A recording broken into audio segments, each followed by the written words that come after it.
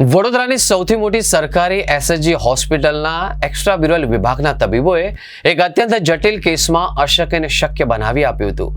અત્યંત અધૂરા મહિને જન્મેલા અને 1 કિલોથી પણ ઓછું વજન ધરાવતા રિંકુબેનના ત્રિપુટી બાળકોને સતત 58 દિવસની સઘન અને શ્રેષ્ઠ સારવાર આપ્યા બાદ સંપૂર્ણ સ્વસ્થ સ્થિતિમાં ડિસ્ચાર્જ કરવામાં આવ્યા હતા.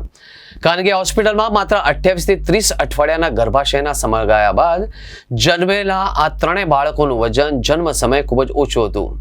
બાળકોની નાજુક સ્થિતિને ધ્યાનમાં રાખીને જન્મના 6 જ કલાકે વધુ આધુનિક સારવાર માટે તેમને એસએચજી હોસ્પિટલમાં ખસેડવામાં આવ્યા હતા. જન્મ સમયે ફેફસા પૂર્ણપણે વિકસિત ન હોવાથી ત્રણેય બાળકો રેસ્પિરેટરી ડિસ્ટ્રેસ સિન્ડ્રોમથી પીડાતા હતા. તબીબોએ તેમને 2 થી 7 દિવસ સુધી વેન્ટિલેટર પર સપોર્ટ કર્યો અને ત્યારબાદ સીપીએપી મશીન પર રાખીને શ્વાસ લેવાની મદદ કરવામાં આવી હતી. એ ઉપરાંત અધૂરા મહિને જન્મેલા બાળકોમાં થતી આંખોની જટિલ સમસ્યા એટલે કે આરઓપી માટે બાળક એ અને સી એટલે કે એન્ટી VEGF અને ઇન્જેક્શનની થેરાપી આપવામાં આવી હતી. જ્યારે બાળક બીની દવાઓથી સારવાર કરાઈ હતી. સારવાર દરમિયાન બાળક સીમાં એટલે કે લોહી નીચે રેસ્પિસ જેવા મળતા તેની પણ સફળતાપૂર્વક સારવાર કરવામાં આવી હતી.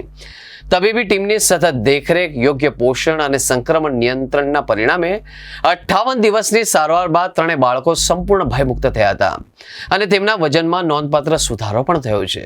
28/5ના રોજ દાહોદની પ્રાઇવેટ હોસ્પિટલમાં ડિલિવર થયેલા 3 બાળકો, જેને ટ્રિપલેટ્સ કહેવાય છે અમારી ભાષામાં, એ અમારી પાસે અમારું આઉટબોર્ન યુનિટ જે છે નિયોનેટલ ઇન્ટેન્સિવ કેર યુનિટ, જેમાં એ લોકો અમારી પાસે આવેલા અને અમે એમને એડમિટ કરેલા. 3 બાળકો પૈકી 2 બાળકો મેલ ચાઇલ્ડ હતા અને 1 ફિમેલ ચાઇલ્ડ છે અને ત્રણેયના વજન અંદાજિત અરાઉન્ડ 900 જેવા હતા.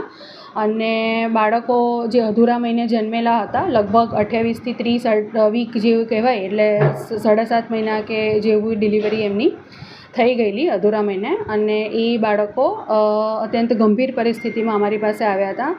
અધૂરા મહિને જન્મેલા હોવાના કારણે એમનામાં શ્વાસ લેવામાં તકલીફ હતી અને જેના કારણે અમે એના લંગ્સ મેચ્યોર થાય એના માટે દવાઓ કરેલી હતી અને બાળકને અમે વેન્ટિલેટર પર મૂકેલા હતા.